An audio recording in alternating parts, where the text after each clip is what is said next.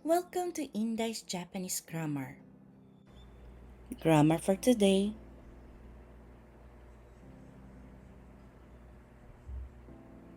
Level N3. Hi, so guys, i-explain ko po ang last grammar po natin today. Nani-nani toku.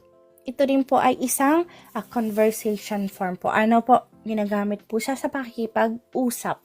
Oral. Hi, casual form po siya. Ano po? Hi, so dito, kinoconjugate po siya sa kaitoku. Hi.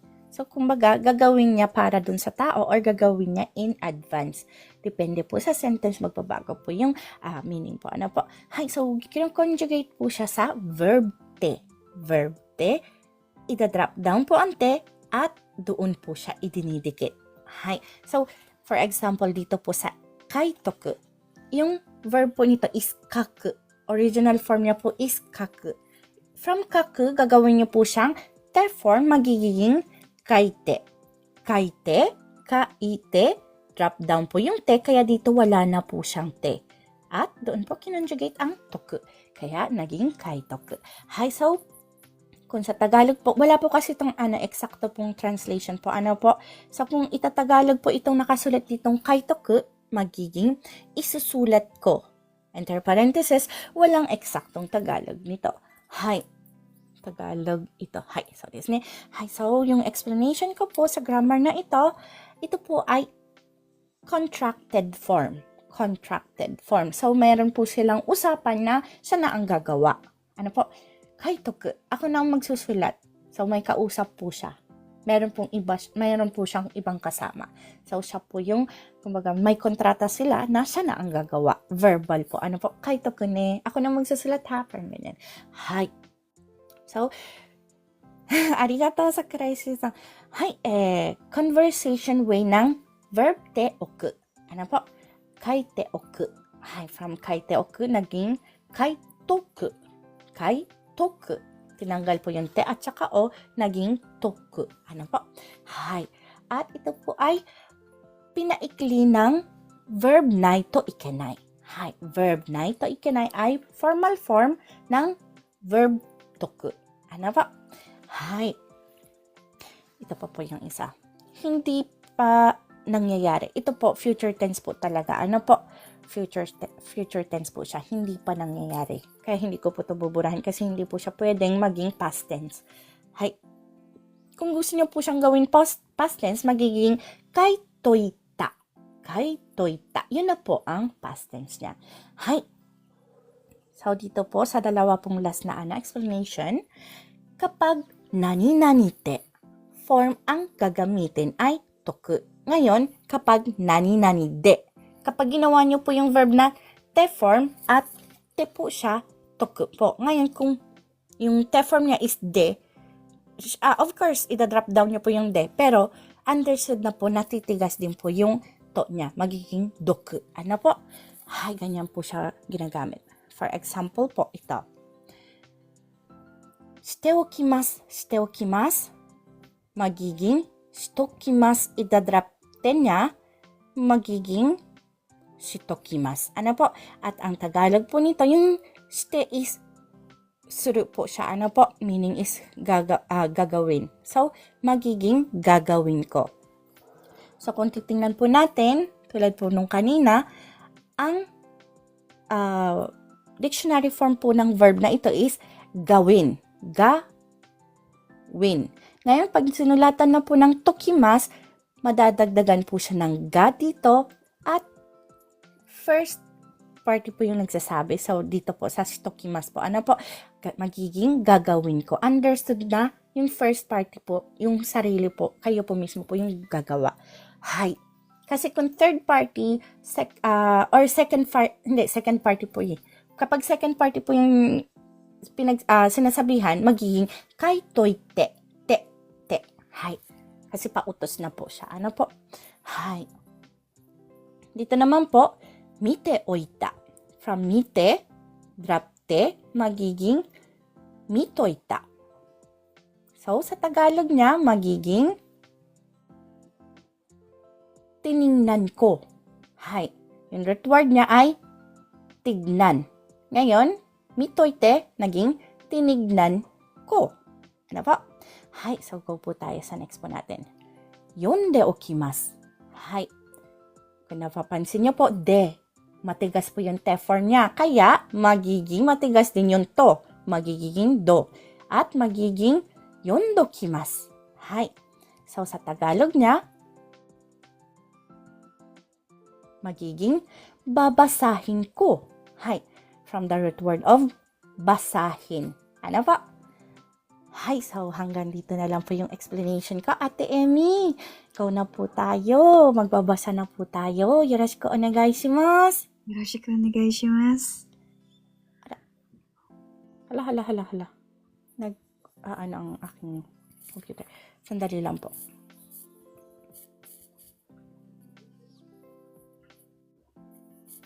Last na po ito eh.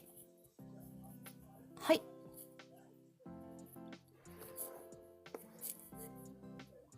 Onegai shimasu, Ate Emmy. テストで間違ったところをノートに書いとこう。 Hay, test. Kaito ko means isusulat ko. Ba't dalawang space ko dito? Isusulat ko. Hay, isusulat ko po. Ano po? Ang laki naman ng space niya. Hay. Testo de machigatta tokoro o note ni kaito ko. Paano niyo po siya i-express sa kapwa po natin na Filipino? Isusulat ko sa notebook yung testo na kung saan ako nagkamali. そうですね。そういうことですね。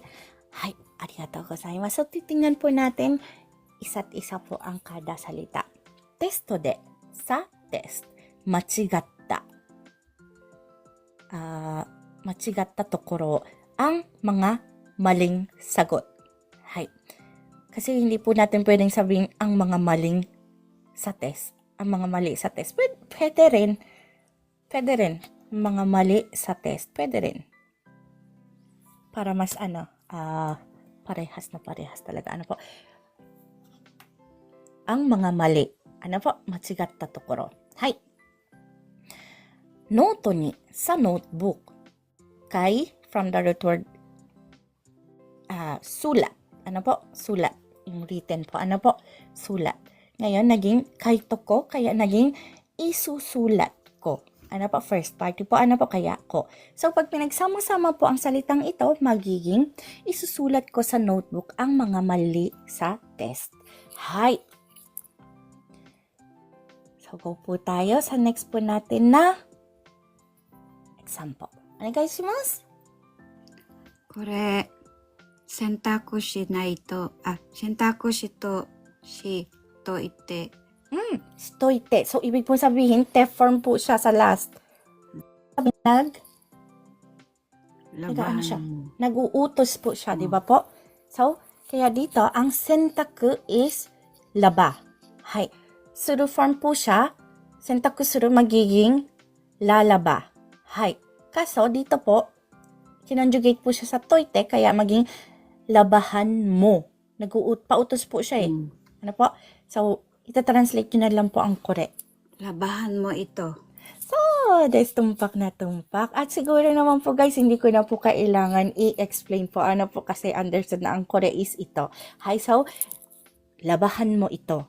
Kore, sentaku shitoite. Hay. Galing. Galing Ate Emmy. Hay, so go po tayo sa last sentence po natin. Ate Emmy, yoroshiku onegai shimasu. カットかないと Katto ka na ito. So, parang bonus na rin po to Ate Emmy kasi lahat po nakakulay po. Ano po? So, ibig po sabihin, katto ka na ito from the root word of kau. Yung verb niya po is kau. Ano po yung root word? So, kau means bilihin. Bili. Opo. Tama. Bili. So, katto ka na ito, magiging kailangan bilihin. In advance po. Meron po siyang meaning na in advance. Hay. So, ibig po sabihin, ay kailangan bilhin. Hay. Siguro magkakaroon ng bagyo, kailangan niyang bumili ka agad ng mga reserve food niya. O kaya naman sale, kaya ay kailangan bilhin ngayon. Katto ka na ito. Hay, kasi baka mamaya mawala na yung sale. 'Di ba? Hay, so medyo may feeling po siyang nag-aapura din. Ano po? Hay, so dahil bonus po itong sentence na ito, alam na po natin kung paano po sabihin in Tagalog. Magiging kailangan bilihin in advance. Kato ka na ito. Ay, ganun na po siya. So, Ate Yami, meron po kayong katanungan? Wala po. Daijoubu desu ka? Arigatou gozaimasu. Arigatou gozaimasu. Arigatou gozaimasu. So guys, hanggang dito na lang po ang ating grammar. Meron po tayo pong katanungan. Ate Inday, naka 100 likes ka na po. Minasan, arigatou gozaimasu. Maraming Saigo no saigo de yokatta. Medyo alam niyo po guys, nagsisimpay ako. Sabi ko, hala, hindi masyado mataas. Baka hindi ko abutin yung 100k. Minasan no okage de hontou ni arigatou gozaimasu. Maraming Ako rin kanina nagsisimpay ako, te. Mukhang ayaw gumalaw, ah. So. Pero sugoi na, mina gambate kurete. Arigatou gozaimasu, minasan. Minasan, hontou ni arigatou gozaimasu. Maraming salamat po talaga. Hay. So, meron po kayong katanungan sa baba? Meron katanungan, pero nasagot na po ni...